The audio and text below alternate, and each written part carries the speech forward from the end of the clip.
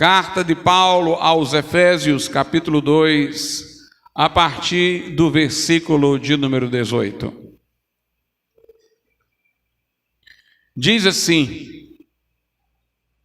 porque por ele ambos temos acesso ao Pai, em um mesmo Espírito, assim que já não sois estrangeiros, nem forasteiros, mas concidadãos dos santos e da família de Deus, edificados sobre o fundamento dos apóstolos e dos profetas, de que Jesus Cristo é a principal pedra da esquina, no qual todo o edifício bem ajustado cresce para templo santo no Senhor, no qual também vós juntamente sois edificados para a morada de Deus em espírito. Podeis assentar.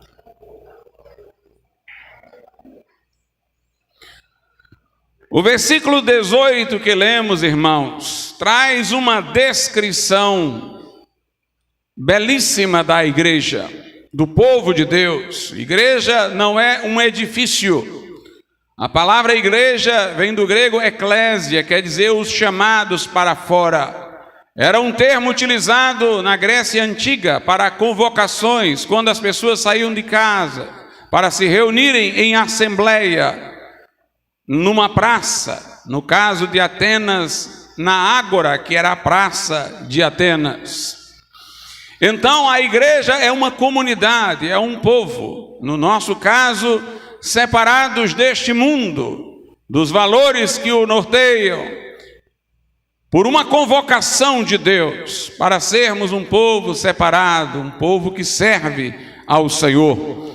E aqui, como disse eu, no verso 18, nós temos uma descrição belíssima, porque ela associa a igreja com o Deus triuno, com o Deus trino, mostrando assim que Deus, em sua manifestação como Pai, em sua manifestação como Filho, em sua manifestação como Espírito Santo, Deus em sua tripla manifestação está envolvido na nossa salvação, na nossa redenção, na formação da igreja, desse povo comprado pelo sangue de Jesus, resgatado do mundo para ter cidadania celestial. Diz assim o verso 18: porque por ele, isto é, por Jesus, ambos quer dizer judeus e gentios, os judeus que estavam no pacto da lei e os gentios que estavam sem Deus no mundo, como diz outras passagens, porque por ele ambos os povos temos acesso ao Pai em um mesmo Espírito. A igreja, portanto, não se caracteriza por uma condição racial, por uma linhagem física. A nação de Israel no velho pacto tinha uma condição de existência ligada à linhagem carnal. Os judeus eram os descendentes de Abraão, mas no Novo Testamento, a igreja, ela compõe-se de judeus e de gentios indistintamente. É um povo dentre os povos. Diz o verso 19 que nós, que somos gentios, que não havíamos estado na aliança da lei que por meio de Moisés Deus celebrara com Israel, nós não somos mais estrangeiros em relação à aliança de Deus, nem forasteiros, mas agora somos concidadãos dos santos e da família de Deus. Deus, portanto, agora tem um povo que não se define pela origem em um patriarca, que não se define por uma região geográfica, mas Deus agora tem um povo dentre os povos, um povo em quem não há judeu e nem gentio, de dois povos, ou de duas condições, ser judeus e gentios, que são muitos povos, Deus fez um novo homem, o corpo de Cristo, a igreja, o povo eleito, como diz a Escritura Sagrada. E diz aqui que ambos, judeus e gentios, agora temos acesso ao Pai por meio dele, por meio de Jesus. É claríssima a mediação exclusiva de Jesus. Ele dissera em João 14,6, eu sou o caminho, a verdade e a vida, ninguém vem ao Pai senão por mim. E na primeira carta de Paulo a Timóteo, capítulo 2, verso 5, a Bíblia diz, há um só Deus e um só mediador entre Deus e os homens, Jesus Cristo, homem. Jesus nunca disse, ide a este ou aquele, mas disse, vinde a mim. É por ele, é por intermédio dele, que nós temos acesso ao Pai, que somos reconciliados com Deus. Como diz Romanos 5:1, justificados, pois, pela fé, temos paz com Deus por meio de nosso Senhor Jesus Cristo. Tendo entrado a esta graça de ser aceito, justificado, está em paz com Deus, diz o verso 2, pela fé. Tendo entrado a esta graça pela fé, e na qual estamos firmes, e nos gloriamos na esperança da glória de Deus. Porque por ele, Jesus, ambos temos acesso ao Pai em um mesmo Espírito, habitados por um mesmo Espírito, pelo Espírito Santo. A igreja é uma comunidade de pessoas separadas do mundo, em quem habita o Espírito Santo, que está unida porque invoca Jesus como Salvador, e por meio dele está reconciliada com o Pai. Portanto, aqui alude-se a toda a Trindade divina, para explicar como nós estamos agora recolocados em outra posição diante do Senhor. Éramos perdidos, éramos separados de Deus, éramos por natureza filhos da ira, mas agora nós que por Jesus chegamos ao Pai e somos habitados pelo Espírito Santo, independentemente de nossa origem física, somos um povo que serve a Deus. O versículo de número 20 diz assim, edificados. Pedro, em sua epístola, compara-nos com pedras vivas de um edifício, ou seja, com tijolos. Nós somos comparados a tijolos, a pedras de construção, colocadas uma sobre as outras, sendo edificados, formando um edifício, no qual Deus mora através do Espírito Santo.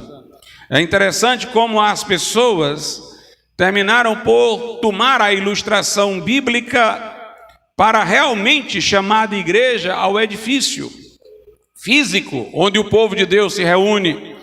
Mas não é este o conceito bíblico. A igreja são as pessoas resgatadas, unidas pela graça e pela salvação. Porém, ilustrativamente, nós somos comparados a um povo, e cada um uma pedra, um tijolo desse edifício espiritual, não físico, onde Deus habita através do Espírito Santo. Diz então o verso 20, edificados sobre o fundamento dos apóstolos e dos profetas, de que Jesus Cristo é a principal pedra da esquina.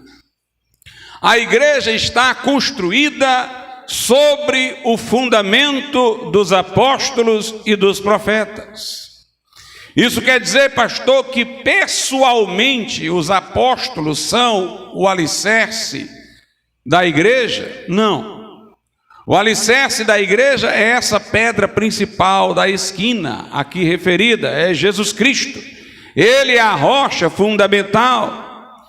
O fundamento dos apóstolos e profetas, de que fala aqui, não quer dizer os apóstolos e profetas como eles pessoalmente sendo fundamento, mas do fundamento que eles lançaram. O fundamento é de apóstolos e profetas porque foi colocado por eles, porque foi posto por eles. Que fundamento é esse? É a palavra de Deus. Os apóstolos foram o órgão da revelação de Deus neotestamentária. Os escritores do Novo Testamento ou foram apóstolos ou foram pessoas que estiveram sob a mentoria de apóstolos, como Lucas, que esteve sob a mentoria de Paulo, como Marcos, que esteve sob a mentoria de Pedro. Os apóstolos foram o instrumento pelo qual aquilo que nós chamamos de Novo Testamento foi transmitido a toda uma geração de crentes. O apóstolo Paulo deixa isso muito claro em Efésios 3, falando dele próprio, que é um apóstolo. Ele diz: por esta causa eu, Paulo, capítulo 3, verso 1, sou prisioneiro de Jesus Cristo por vós, os gentios, se é que tendes ouvido a dispensação da graça de Deus, ou seja, a presente dispensação, a era da igreja, onde o evangelho é proclamado para a salvação a todos os povos.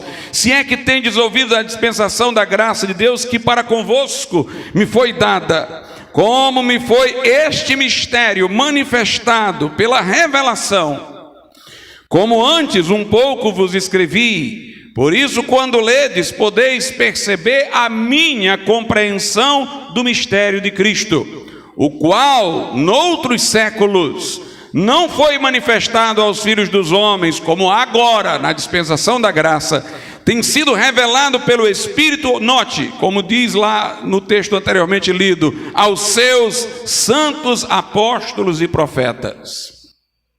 A revelação neotestamentária, que rege a igreja, a vida do povo de Deus, na dispensação da graça, trata-se de algo que outrora esteve oculto, mas que agora foi revelado através dos santos apóstolos e profetas. Esses profetas não são os do Velho Testamento. Se fossem, eles deveriam ter sido mencionados antes dos apóstolos, não após eles. Esses profetas eram profetas também que existiram na igreja primitiva enquanto o texto neotestamentário foi produzido. Os apóstolos sabiam das informações, sabiam da doutrina, do que está hoje contido no texto do Novo Testamento, porque aprenderam diretamente de Jesus. Mas ainda que tenham aprendido de Jesus, o Espírito Santo lhes clareou o que Jesus a eles disse. Jesus disse: há muito que tenho a dizer-vos, mas não podeis suportar agora, falando que o Espírito Santo, então, quando viesse, mostraria a eles as coisas que haviam de vir. Daí termos no Novo Testamento o Apocalipse, escrito pelo apóstolo João. Ensinaria o Espírito Santo a eles todas as coisas. Daí nós temos as epístolas, e traria a eles lembrança do que antes lhes havia sido dito. Daí porque temos os evangelhos e o livro de Atos. Portanto, eles foram os órgãos da revelação, os apóstolos. Os profetas, entretanto, eram pessoas que por uma revelação direta, não por terem convivido com Jesus, sabiam sobre o que pregar. Lhes vinha uma revelação doutrinária, um conhecimento daquilo que era para ser proclamado. Mas eles eram testados por correspondência com os apóstolos, que tinham a última palavra. Por isso que João fala na sua primeira epístola: muitos falsos profetas saíram pelo mundo. Quem nos ouve, ou seja, nós apóstolos, é de Deus. Quem não nos ouve, não é de Deus. Esse ministério profético aqui não se confunde com o dom carismático de profecia, ainda vigente, que é não para informação doutrinária, mas para consolação, edificação e encorajamento. Esses profetas eram instrutores da palavra, que conheciam aquilo que deveriam ensinar por uma revelação direta do Espírito Santo, mas só eram reconhecidos como tal a partir da coincidência de sua mensagem com a dos apóstolos. Como os apóstolos só eram 12, Deus levantou esses profetas para terem mais instrumentos para trazer a revelação neotestamentária, até que nós tivéssemos o texto pronto. Hoje em dia, nós não temos mais o ministério apostólico como órgão da revelação, porque a revelação foi concluída. Como diz João no Apocalipse, se alguém tirar dali alguma coisa, lhe será tirada a parte na árvore da vida. Se alguém lhe acrescentar, serão acrescentados os flagelos que ali estão. Uma igreja apostólica hoje não é uma igreja que tem apóstolos, é uma igreja que ouve os apóstolos. É uma igreja que segue a Escritura, o que eles nos deixaram. Não é que Deus simplesmente revogou o ministério apostólico, é que o objetivo de ele existir se conclui com a escrita do Novo Testamento. O que eles tinham para fazer, transmitir a revelação, o fizeram, os deixaram a Bíblia pronta, terminada. Então o apóstolo fala do mistério que esteve oculto noutros tempos, mas que agora se manifestou aos santos apóstolos e profetas. Esse mistério revelado através da boca de apóstolos e profetas é o fundamento da edificação da igreja. Isso quer dizer que a igreja está baseada na palavra de Deus. Isso quer dizer que a igreja está baseada no Novo Testamento, edificada sobre o fundamento de apóstolos e profetas, sobre aquilo que foi revelado a eles. A Escritura Sagrada é a nossa única regra de fé e de prática. Esse texto resolveu muitas coisas no século XVI. No século XVI, o catolicismo romano ensinava que a igreja é o fundamento da palavra de Deus, e não a palavra de Deus, o fundamento da igreja. Diziam os romanistas que a igreja institucional havia definido quais livros do Novo Testamento eram canônicos. Então ela dera ao mundo a Bíblia. Mas a verdade é que a escritura do Velho Testamento não nos veio pela igreja, mas pelos judeus, pelos profetas. Os escritos apostólicos, eles foram lidos nas igrejas antes de qualquer concílio para reconhecê-los. Eles não passaram a ser palavra de Deus quando foram reconhecidos, eram desde o princípio. Eram palavra de Deus antes de serem escritos na boca dos apóstolos. E eram palavra de Deus antes de os apóstolos saberem quando Jesus lhes transmitiu. Então a palavra veio de Jesus, passou pelos apóstolos e chegou a toda a comunidade da igreja. A Escritura é anterior à igreja. A palavra de Deus é anterior à igreja. Mas a doutrina romanista medieval sustentava que a igreja vinha antes para dizer que só a igreja pode interpretar a Bíblia. A lógica era essa: se a igreja produz a palavra, então só a igreja pode dizer o sentido da palavra. E a Escritura era utilizada mais para legitimar as coisas que a igreja já vinha fazendo, muitas delas erradas. Nunca se poderia arguir a Bíblia contra a igreja, porque a igreja precedia a Bíblia na visão deles. A igreja é que conduzia o significado da Bíblia. E obviamente era sempre a Bíblia interpretada de acordo com os interesses da instituição romana, da igreja romana medieval. Mas a reforma trouxe à tona algo que os anabatistas por muito tempo, eles que nunca se uniram ao momento em que a igreja se tornou essa grande instituição, quando se aproximou do poder político do Império Romano, os reformadores falaram aquilo que os anabatistas já há muito diziam.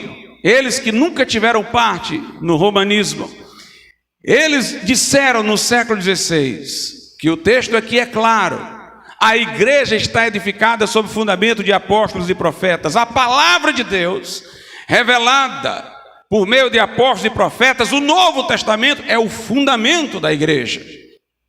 Logo, é a regra de fé e de prática da igreja. Não é a Bíblia que tem que se conformar com a instituição. É a instituição que tem que se conformar com a Bíblia.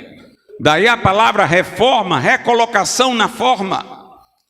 A Bíblia não é um instrumento para legitimar o que o poder religioso vem fazendo é um instrumento para denunciar os abusos e conformá-lo à condição correta. A igreja é que está fundamentada na palavra. A revelação dada a apóstolos e profetas é a base da igreja. Por outro lado, irmãos, fica claro aqui que ela é a nossa única regra de fé e de prática, a Escritura Sagrada. É ela que dá à igreja sua legitimidade. Mas o texto diz: edificado sobre o fundamento dos apóstolos e dos profetas, de que Jesus Cristo é a principal pedra da esquina. Ou seja, dentro dessa revelação neotestamentária que veio a apóstolos e profetas, que aqui é colocado como um fundamento para a edificação da igreja, o centro é Jesus. A igreja está edificada sobre o fundamento de apóstolos e profetas, a revelação que a eles foi dada. E nessa revelação e nesse fundamento, Jesus é o tema que dá estrutura, é o tema central. Jesus é a principal pedra da esquina. Então a igreja está fundamentada sobre a Bíblia, da qual Jesus é o centro. O fundamento último da igreja é a pessoa bendita de Jesus. Ele é a rocha, ele é a pedra sobre a qual a igreja é edificada. Aliás, Jesus já era mesmo o centro da revelação no Velho Testamento. Jesus disse aos judeus: examinai as Escrituras, porque julgais ter nelas a vida eterna, e são elas que de mim testificam. Jesus disse: se vocês crescem em Moisés, creriam em mim, porque Moisés deu testemunho de mim. Todos os livros do Velho Testamento apontam para Jesus. No Gênesis, ele está prometido como descendente da mulher para esmagar a cabeça da serpente. No restante do Pentateuco, ele aparece representado nos múltiplos sacrifícios da lei, como o Cordeiro de Deus, que tira o pecado do mundo. Nos ofícios sacerdotais, ele é o sumo sacerdote da nossa fé. Nos profetas, Jesus aparece como o rei que advia, o servo sofredor, o desejado das nações, o descendente de Davi, o pastor. No livro de Salmos, ele também está descrito como o pastor que cuida das ovelhas, como aquele que seria traspassado. Sua agonia na cruz está profetizada no livro de Salmos. Ele é o socorro presente na hora da angústia. Em Eclesiastes e Provérbios, ele é a sabedoria. Jesus está em todo o Velho Testamento, mas ele também é o assunto máximo do Novo Testamento. Em Mateus, no Evangelho de Mateus, Jesus é o rei. Em Marcos, ele é o servo. Em Lucas, ele é o homem ideal. Em João, é o verbo que se fez carne. Nas epístolas, é o primogênito dentre os mortos, o cabeça do corpo. No livro de Atos, ele aparece como o Senhor da igreja e da história. E no Apocalipse, ele é o Cordeiro que foi morto, mas vive, é o Alfa, o Ômega, o primeiro e o último, o princípio e o fim. Jesus é o assunto da Bíblia.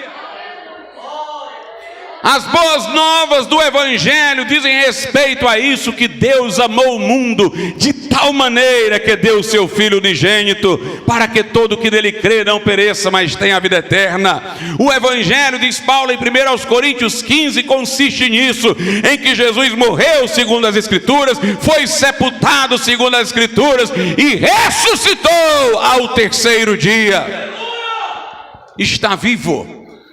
Ele há de voltar. Agora ele está à destra de Deus e intercede por nós.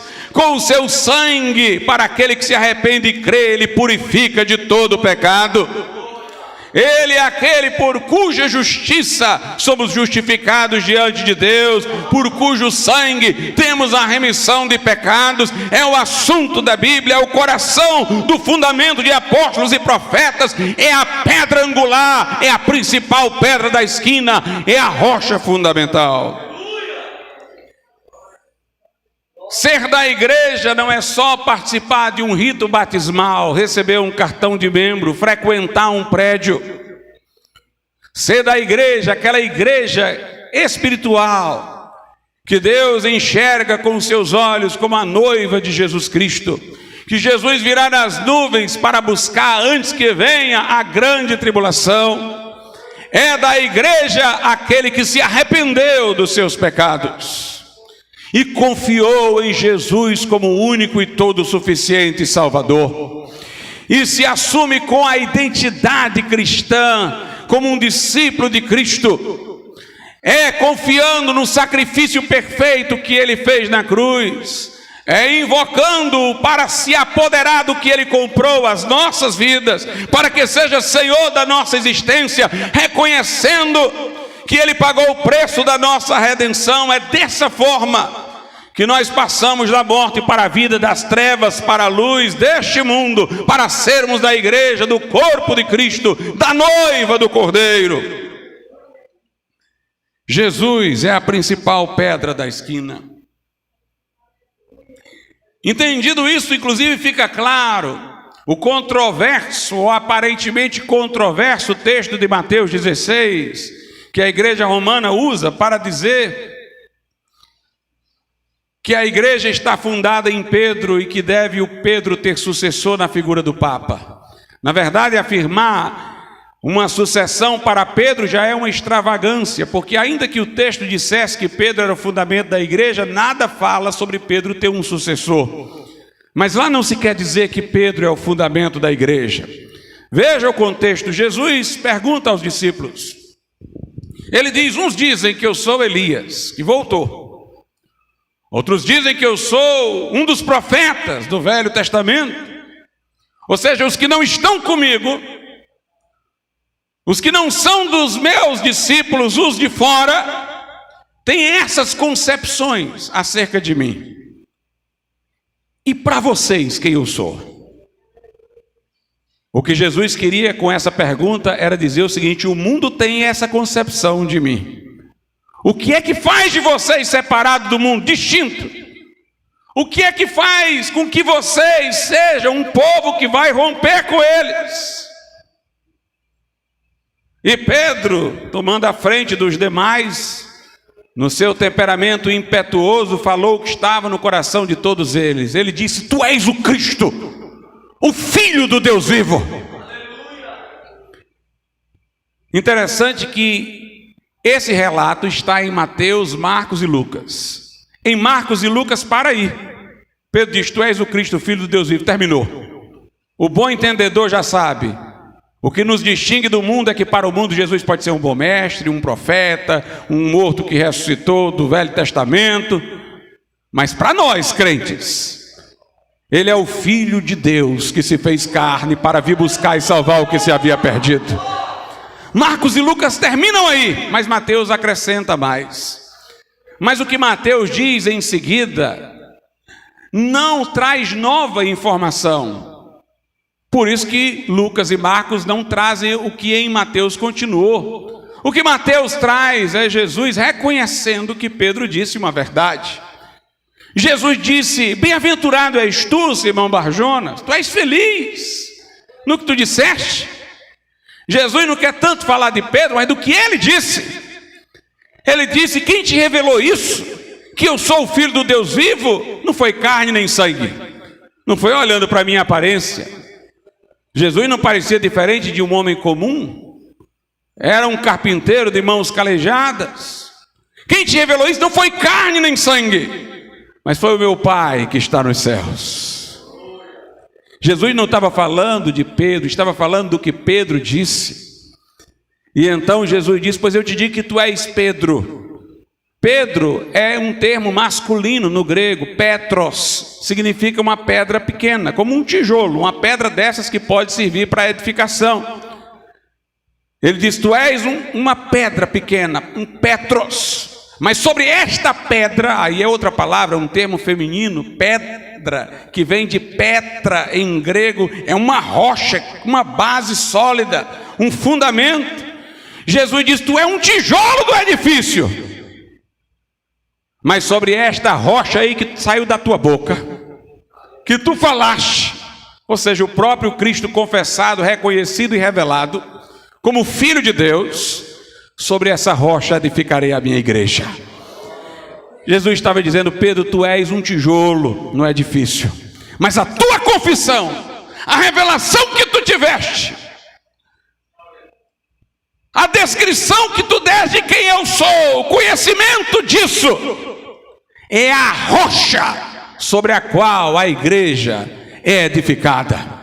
O que nos faz igreja é porque nós conhecemos Jesus, não por meio de carne e sangue, não como personagem histórico, mas nós o conhecemos por revelação do Evangelho. Nós conhecemos a Jesus por iluminação do Espírito Santo. Nós conhecemos que Ele é o Filho de Deus.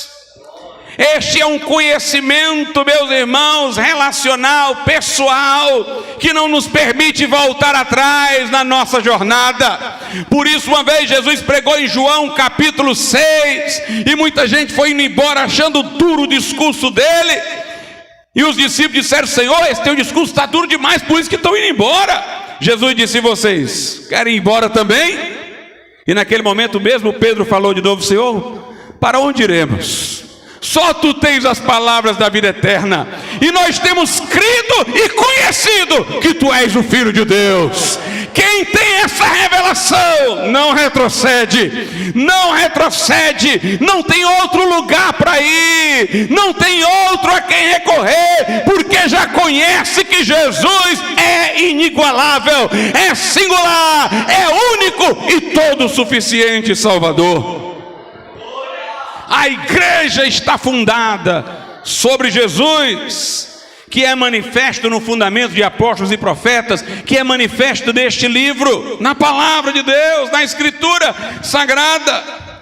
Paulo também nos explica isso em 1 Coríntios, capítulo de número 3.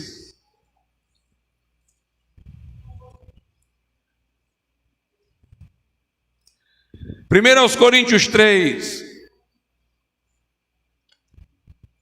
Paulo diz assim, versículo 9: porque nós, os pregadores, somos cooperadores de Deus, e vós, a igreja, sois lavoura de Deus e edifício de Deus, segundo a graça de Deus que me foi dada, pus eu, como sábio arquiteto, o fundamento.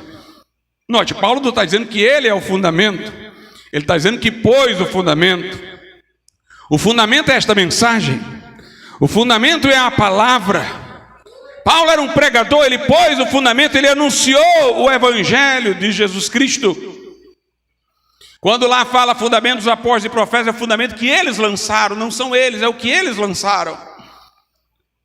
Segundo a graça que me foi dada, pus eu, como sábio arquiteto, o fundamento, e outro edifica sobre ele.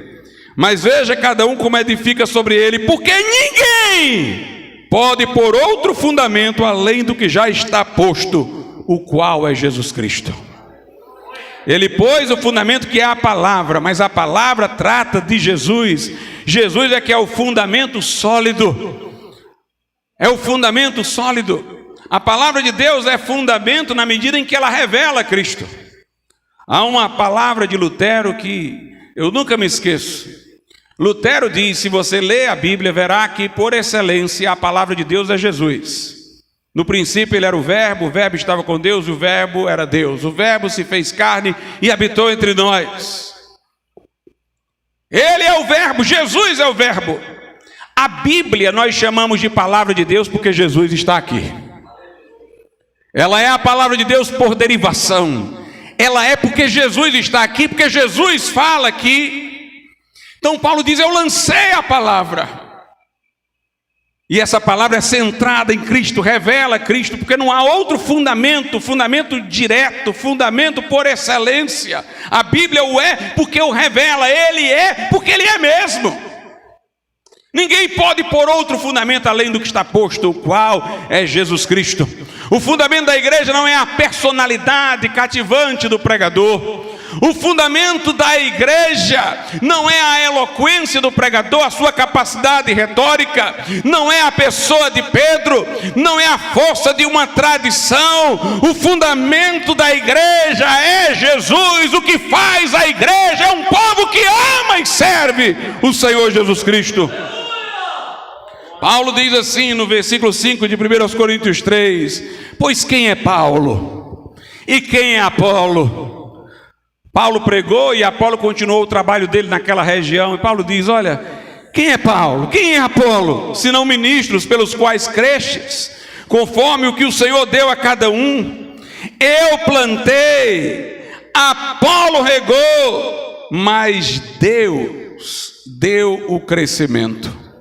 Por isso nem o que planta é alguma coisa, nem o que rega, mas Deus que dá o crescimento.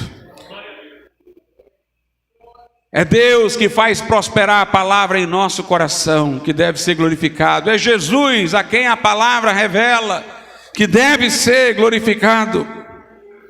Agora, irmãos, os apóstolos foram cuidadosos, até porque estavam sob inspiração do Espírito Santo, para não sair uma linha da verdade. Quando escreveram por inspiração e com fidelidade. Por isso que 1 Coríntios 4, 1 e 2 diz que os homens nos considerem como ministros de Cristo e mordomos dos mistérios de Deus. Além disso, requer-se dos mordomos que cada um se ache fiel. Mordomo é o dispenseiro, é o que tira da dispensa a coisa certa na hora certa. Paulo diz: o que se requer do dispenseiro é que seja fiel, é que transmita a mensagem dada com fidelidade. Em 1 Coríntios, no capítulo de número 11, versículo 23, Paulo diz: porque eu recebi do Senhor o que também vos ensinei. Note, ele quer dizer que foi um transmissor fiel. Exatamente aquilo que eu recebi do Senhor é o que eu passei. Não acrescentei, não diminuí, transmiti. Lá em João, no capítulo de número 17, a Bíblia diz-nos o seguinte: João 17, versículo 14: dê-lhes a tua palavra. Ou seja, aos 12, ele está orando pelos discípulos, pelos 12 apóstolos. Dê-lhes a tua palavra, quer dizer, revelou a eles a revelação neotestamentária. Dê-lhes a tua palavra, e o mundo os odiou, porque não são do mundo, assim como eu não sou do mundo. Se você ficar com essa palavra, o mundo vai lhe odiar. Ela separa, como diz o verso 17 aí, santifica-os, quer dizer, separa-os na tua verdade, a tua palavra é a verdade.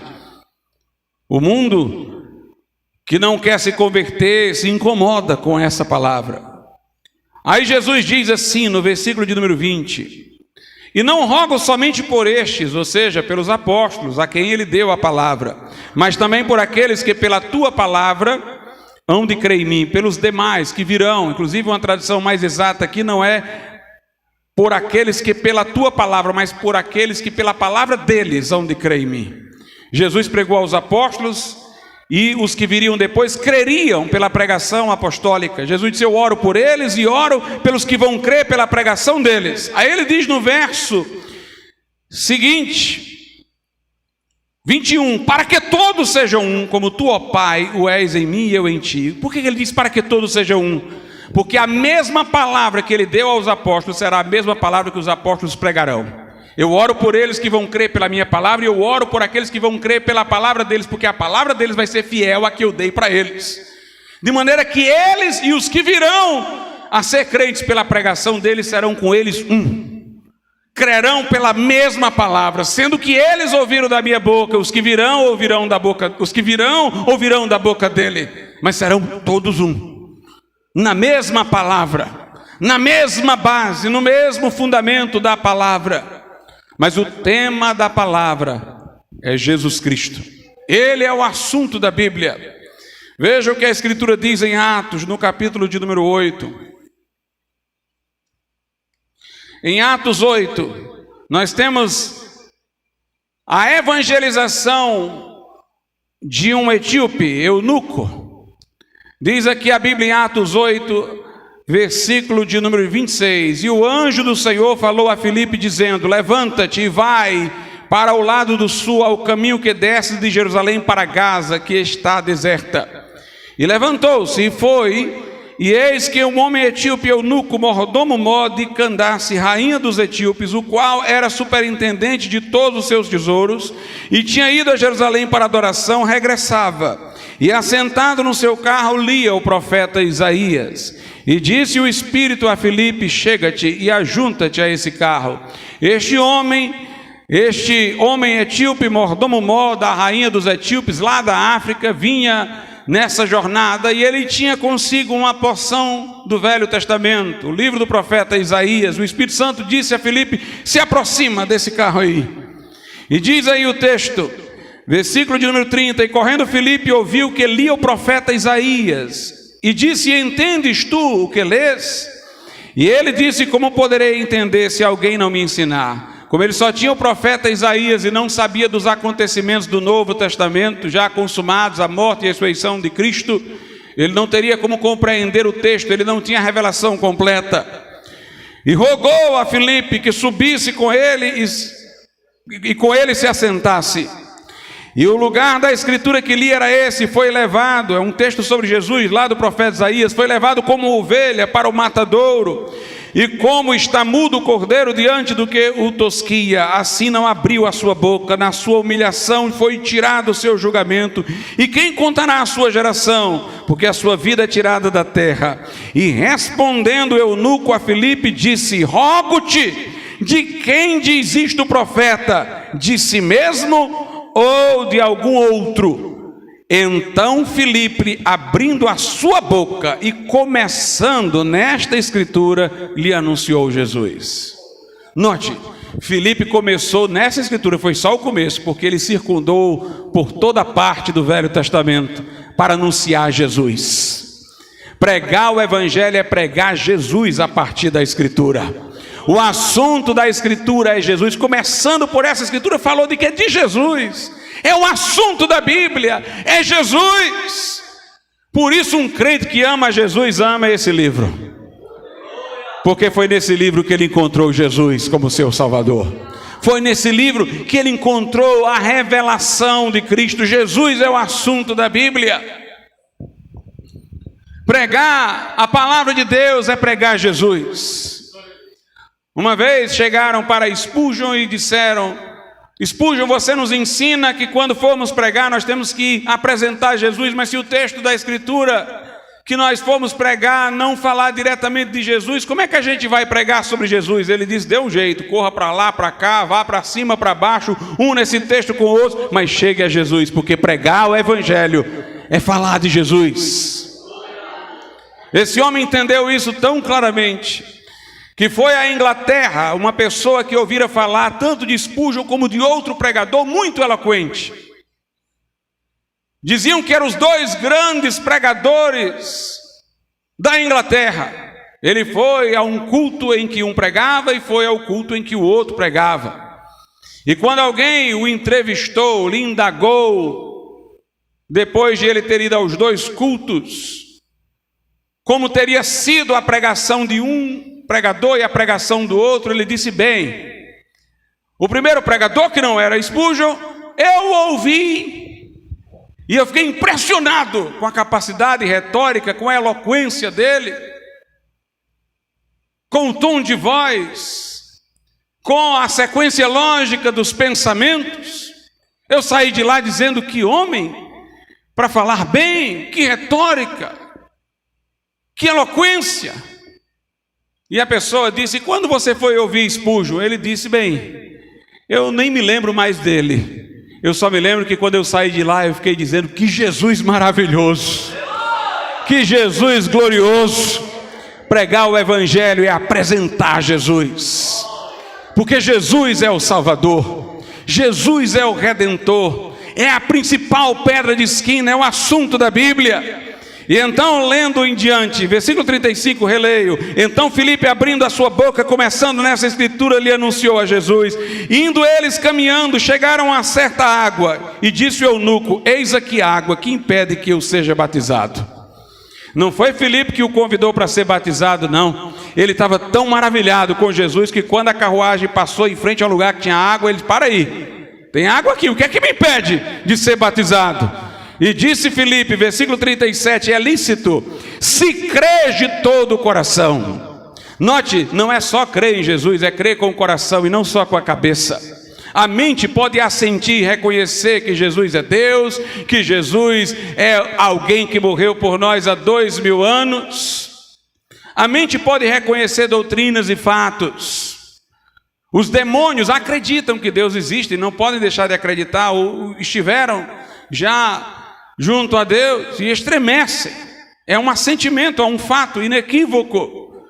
Mas o crer da Bíblia é com o coração. O coração na Bíblia não é a mente, não são as emoções, não é a vontade, é o que está antes de tudo isso. É o que comanda tudo isso, assim como o coração físico é o que bombeia sangue para toda a parte restante do corpo. O coração espiritual, ele está antes da vontade, das emoções, está antes do intelecto. Aquilo que está no seu coração vem à sua mente, inclina a sua vontade, incendeia as suas emoções. O coração é de onde procedem as saídas da vida. O coração é o núcleo central do homem, é o centro da personalidade. E Filipe ainda diz que ele tem que crer de todo o coração. E o coração dele tem que se envolver todo com Jesus. É essa fé que abraça Jesus, que se entrega a Ele, que confia nele, que não pode mais viver sem o governo dele, que nos salva. É lícito se crer de todo o coração. E respondendo ele disse: creio que Jesus Cristo é o Filho de Deus. E mandou parar o carro e desceram ambos à água, tanto Filipe como o eunuco, e o batizou. E quando saíram da água, o Espírito do Senhor arrebatou a Filipe, não o viu mais o eunuco, e jubiloso continuou o seu caminho. Parece aqui a história do Spurgeon. Filipe batiza o eunuco. Quando Filipe termina de batizar, ele é trasladado miraculosamente, ele é arrebatado para outro lugar. E o eunuco ficou procurando por ele, atrás dele. Não, o eunuco saiu jubiloso do caminho, esqueceu de Filipe. Agora ele tinha Jesus no coração, agora ele era salvo pela graça de Deus. Em Romanos, no capítulo de número 10, a Bíblia diz assim, note, foi a confissão de fé a base para o batismo. É sobre esta pedra, o Cristo conhecido, confessado e revelado, que a igreja surge, que alguém é batizado. Romanos 10 diz assim a Bíblia, a partir do verso 3: porquanto não conhecendo a justiça de Deus e procurando estabelecer a sua própria justiça, não se sujeitaram à justiça de Deus. É uma alusão aos judeus, que não entenderam que perante Deus todos nós somos pecadores, endividados, incompletos e perdidos. Não podemos ser salvos por nossas obras, mas só podemos reconhecer o que Jesus fez por nós lá na cruz, pagando o preço da nossa redenção, e confiar nele como nosso Salvador. A fé pela qual somos salvos não é um trabalho, é um descanso. Por isso ela difere muito do que o povo chama de fé hoje como pensamento positivo. Coloque na cabeça e fique ali. Isso é uma coisa exaustiva, cansativa. A fé não é esse pensamento positivo que esgota a mente. A fé é o descansar do coração. Não eu, ele, não o que eu faço, o que ele fez. Não a minha diligência, a intercessão dele. Eu confio nele, entrego a ele a minha vida e confio que ele vai resgatar, salvar e me conduzir ao céu e perdoar os meus pecados. Mas os judeus não quiseram isso, queriam ser salvos pela lei mosaica, cumprindo os mandamentos, achavam que podiam satisfazer as exigências de Deus, não reconheceram a profundidade da queda que aconteceu no Éden, que corrompeu a natureza humana. Não conhecendo a justiça de Deus, procuraram estabelecer a sua própria justiça, não se sujeitando à justiça de Deus. Esse é o grande problema dos homens. Eles querem escolher o seu próprio modo de chegar a Deus, eles querem estabelecer a sua própria religião de obras. Mas nós temos que aceitar o caminho que Deus nos deu e não inventar um caminho para nós. O verso 4 diz: porque o fim da lei é Cristo, para a justiça de todo aquele que crê. O objetivo da lei, fim aqui no sentido de finalidade, embora também encerre. Fim da lei, o objetivo da lei é Cristo. A lei é para diagnosticar o nosso pecado. A lei é para denunciar as nossas falhas, é o espelho onde vemos as nossas sujeiras. Pela lei o que vem é o pleno conhecimento do pecado.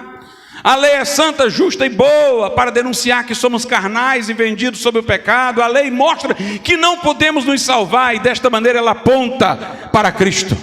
ela aponta para o Salvador, de quem os profetas falaram, porque o fim da lei é Cristo, para a justiça de todo aquele que crê. A nossa justiça é Cristo, a nossa justiça está no seu sangue, que nos absolve de culpa, que nos dá a remissão de pecados.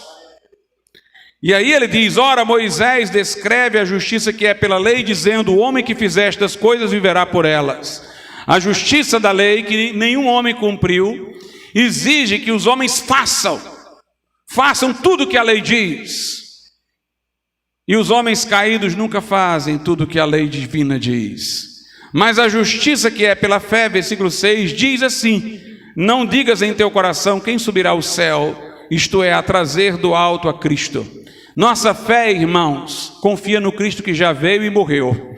Nossa fé não é uma obra, nossa fé não é responsável por encontrar um meio de trazer Jesus do céu, porque senão seria uma obra, ela teria que fazer alguma coisa. A justiça que é pela fé não diz no coração quem subirá ao céu, isto é, a trazer do alto a Cristo, quem descerá ao abismo, isto é, a tornar a trazer dentre os mortos a Cristo. Nossa fé não é o que fez Jesus vir, nem é o que fez Jesus ressuscitar. Ele morreu por nós, sendo nós ainda pecadores. Se nós o amamos hoje é porque Ele nos amou primeiro. Ele veio por amor e graça, misericórdia, para buscar e salvar o que se havia perdido. A fé é a resposta ao que Ele já fez, e a confiança no que Ele fez por nós. No verso 8 diz: mas que diz? A palavra está junto de ti, na tua boca e no teu coração. Esta é a palavra da fé que pregamos. A palavra da fé, a confissão, é a invocação de Jesus, é tu abrires a tua boca e chamar Jesus para a tua vida, está bem pertinho. Você não pode satisfazer a lei, mas você pode gritar por socorro.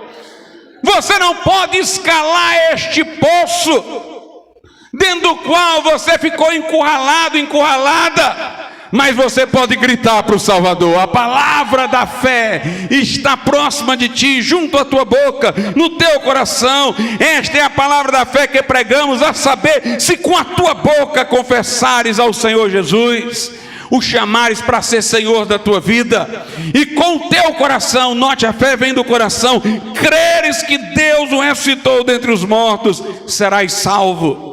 Visto que com o coração se crê para a justiça e com a boca se faz confissão para a salvação, porque a Escritura diz: todo aquele que nele crê não será confundido. Se agarre a Jesus, confie nele, e você não vai ser confundido, porque Ele é a pedra, a rocha. Você vai ser como uma casa cravada na rocha. Ele é a rocha inamovível, Ele é a rocha eterna. Como alguém disse, a ciência é mais fraca do que Jesus, porque a ciência estuda o século das rochas, mas Jesus é a rocha dos séculos. Nada pode abalá-lo. O salmista diz: tu tiraste os meus pés de um poço de lama, de perdição, e firmaste os meus pés sobre a rocha. Quem nele crê não será confundido, não será abalado, terá segurança de salvação. Porquanto não há diferença entre judeu e grego, porque um mesmo é o Senhor de todos, rico para com todos os que o invocam, os que clamam por Ele. Porque todo aquele que invocar o nome do Senhor será salvo. Pode ser hoje, clama a Jesus, chama por Ele, invoca-o para a tua vida. Ele vai trazer para ti mudança de coração, perdão para os teus pecados, e vai te dar segurança, certeza de morar no céu. Vai te colocar com um povo que é habitado pelo Espírito Santo, que tem acesso ao Pai através de Jesus. Vamos ficar de pé.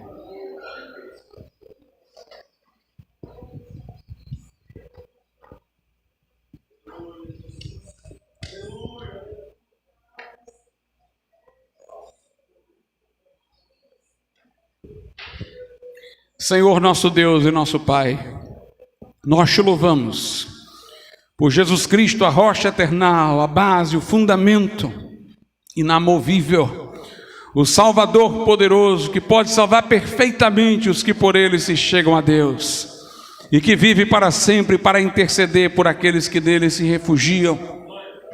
Que o teu Espírito traga convicção de pecado, Senhor. Que pessoas possam ver a gravidade dos seus pecados, para que se arrependam nessa noite e possam olhar para Jesus e chamá-lo para vir às suas vidas. Ó Deus, que haja nessa noite salvação, mudança de vida, transformação. Ó meu Deus, perdão para os pecados, paz com Deus. Nós rogamos isso e pedimos, em nome de Jesus. Amém.